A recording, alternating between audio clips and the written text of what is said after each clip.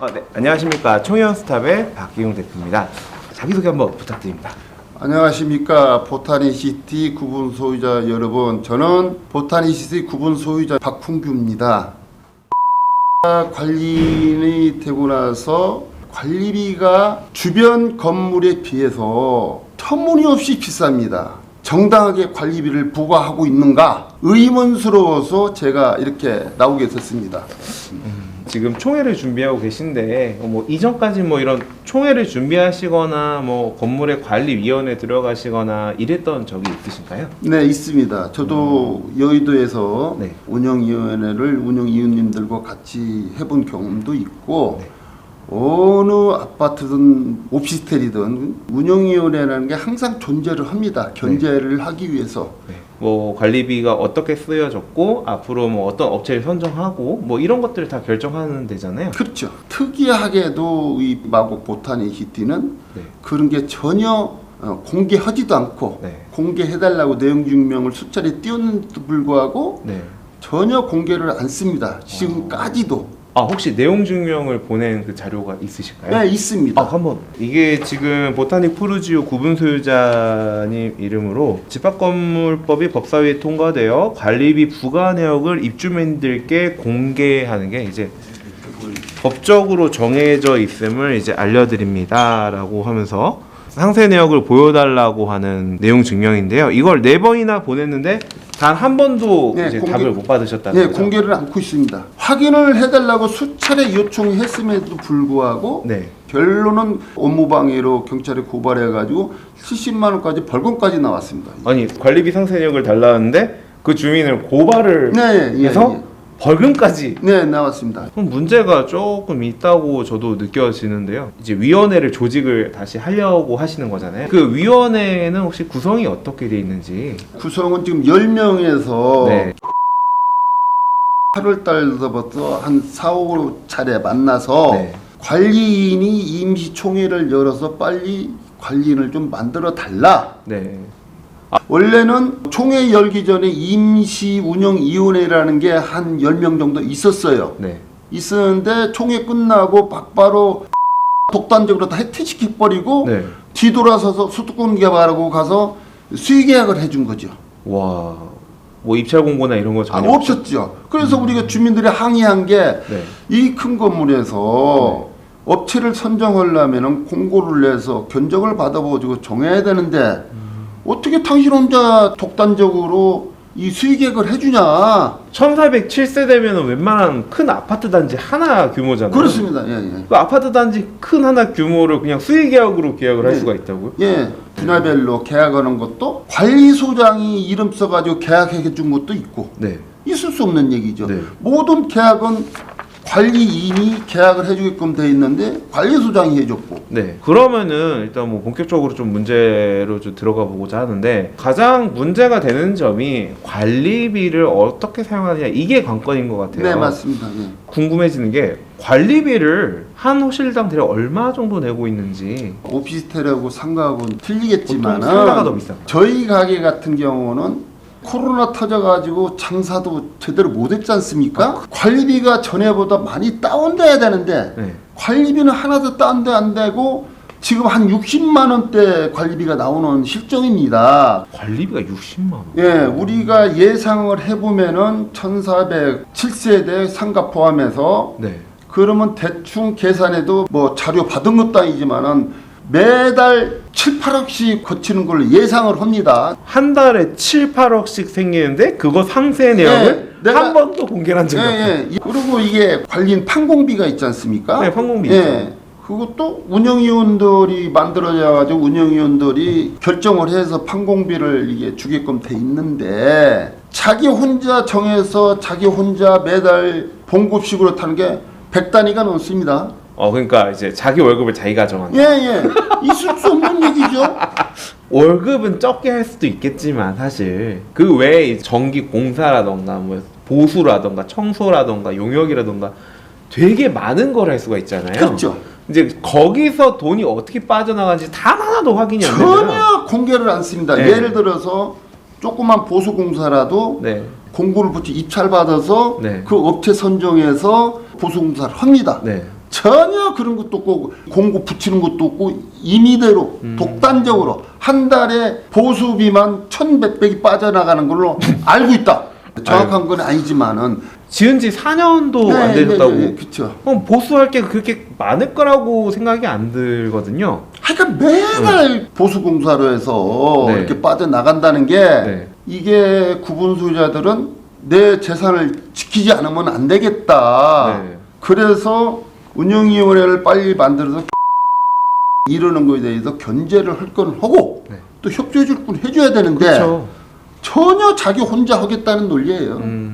그러면 이제 총회를 하고 하신다고 하면 관리위원회도 뽑아야 되고, 그렇죠. 관리자도 다시 관리인도 선임하셔야 되고, 네. 그리고 뭐 관리 규약도 변경을 하셔야 될 건데, 당연하죠. 앞으로 뭐 운영을 어떤 식으로 할 것인지, 그러니까 지금까지 관리인이 그렇게 했는데 새로 오신 분도 그렇게 할 수가 있잖아요. 모든 것을 이 총회를 합법적으로 열어서 운영위원회를 뽑아가지고 하나서부터 열까지 문제 있는 거는 운영위원들하고 머리를 맞대고 회의를 해서 네. 거기서 통과하면 되는 거고 그렇죠. 투명하게 하면 되는 거예요. 부서를 붙여가지고 이렇게 네. 지금 이렇게 진행하고 있고 진행했다. 네. 의문이 있는 분은 관리실로 와서 확인해라. 네. 이렇게 해서 비치해 놓으면 나는 그 이상 더 투명하지 않을까 생각합니다. 운영위원들이 현재 없으니까 자기 혼자 떡주머니에서 주무르는데 네. 운영위원들이 다 있으면 하나서부터 열까지 네. 안건을 가지고 회의 때 그것을 토의를 해야 되고 네. 통과를 시켜야 돼요. 네, 그러면 맞아요. 비리가 없어지는 거예요. 뭐 공개되고 뭐 입찰하고 그럼요. 위원회들이 확인하고 이러면 뭐 비리가 있을 수가 없죠. 어디든지 아파트든지 집밖건 뭐 다 그렇게 합니다. 네. 근데 여기만 이상하게 지금 이렇게 하고 있다고요. 그럼 이제 총회를 구성 중이신데 아무래도 소유자분들한테 동의를 받으셔야 되잖아요. 네, 입주자분들도 네, 마찬가지고 네, 네, 네.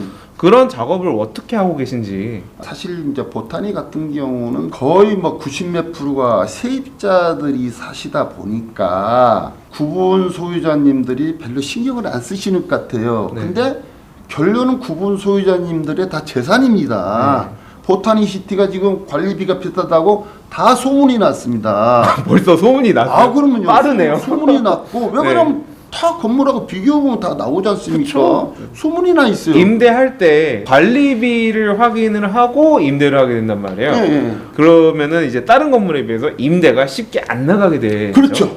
예. 그래서 구분 소유자들이 결론은 내 재산 안 지키면 안 된다. 그 말씀을 드리는 거고 네. 좀 관심을 가져줬으면 좋겠다. 현재 구분 소유자님들이 가만히 계실 게 아니라 운영위원회가 만들어지면 거기 적극 참석해 주셔도 좋고 네. 왜? 내 구분 소유자니까 내 건물 내가 지키기 위해서 참석하는 게 맞습니다. 이걸 좀 관심을 가져서 운영위원회를 만들 수 있도록 협조를 좀 해줬으면 좋겠습니다. 지금 총회를 통해서 80%의 동의를 얻으셔야 되잖아요. 네네네. 그걸 위해서 혹시 어떤 노력을 하고 계시는지 또 어려운 점이 있는지. 지금 구분 소유자들이 지인을 통해서 또 인맥 관계에서 받을 사람들이 지금 다 받으려고 하고 있고요. 열심히 지금 네. 구분 소유자들이 직접 뛰고 있습니다. 솔직한 얘기로. 직접 뛰고 계시는구나. 1400세대인데 와 이건. 그래서 이제 전화해서 네. 좀 해달라고 이제 요청도 하고 네. 좀 적극적으로 좀 관심을 가져줘서 네. 이걸 좀 협조를 해줬으면 좋겠습니다. 이게 협조만 되면은 이제 관리비도 떨어지고 그럼요. 임대도 잘 될 거고 그랬으면 저 좋겠네요. 네, 맞습니다. 예. 지금 관리 규약을 변경을 하신다고 혹시 어떤 거를 변경하시는지 간단하게 좀. 입장에서는 전 관리 규약을 인정을 못 하겠다. 네. 구분 소유자들은 시행사가 우리 구분 소유자들 입주할 때 나눠준 관리 규약을 이걸로 인정하겠다. 네. 시행사에서 논해준 관리 규약이 네. 미비점이 있으면은 네. 운영위원회를 만들어서 운영위원들을 회의해서 보타니 시티에 맞는 문구 작업을 하면 되는 겁니다. 그게 관리 규약이에요. 네, 정상이죠. 예, 정상이죠. 이번에 관리소장을 시켜가지고 관리 규약을 만들어 온 걸 보니 네. 터무니없는 얘기예요. 왜? 관리인이 하는 일에 대해서 관리 운영위원들은 절대 참견해서는 안 된다. 그런 내용이 있어요? 명문으로? 있습니다. 씨가 만들어진 그 규약을 보면은 자기가 연임하겠다. 원래 규약에 보면은 운영위원장은 한 번 하고 한 번 더 1회 이상 연임할 수는 있어요. 네. 그 자체를 다 빼버린 거예요. 아, 되게 힘겨운 싸움 하고 계시는데. 그래도 누군가는 해야 됩니다. 그렇죠. 누군가는 싸워야 되는데 그 자기 생업 하시면서 이런 활동을 한다는 것 자체가 되게 어려운 일이에요.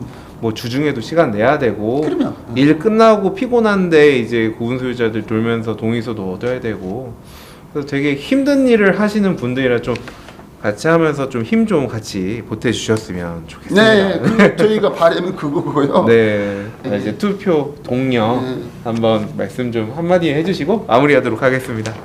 네, 보타니시티 그 구분 소유자 여러분, 요즘 힘든 시기에 참 고생이 많습니다. 저희들이 그 보타니 운영위원회를 만들라는 이유는 단 한 가지입니다. 투명하게 운영하기 위해서 투명하게 모든 것을 합법적으로 할 수 있게끔 그거를 바라는 거지 무슨 의도가 있어서 이거는 하는 거는 절대 아닙니다. 수없이 관리비 공개할 요구했는데도 불구하고 아직까지 안 해주는 논리가 뭘까요? 그래서 구분 소유자들이 들고 일어나게 된 이유가 바로 그겁니다. 앞으로 운영위원회가 정상적으로 탄생이 되면은 투명하게 모든 걸 운영위원들 머리 맞대고 회의해서 하나서부터 10까지 통과할 수 있도록 하겠습니다. 여러분 많이 좀 협조해 주시기 바랍니다. 감사합니다. 네, 감사합니다. 지금까지 마곡 프로듀시티에서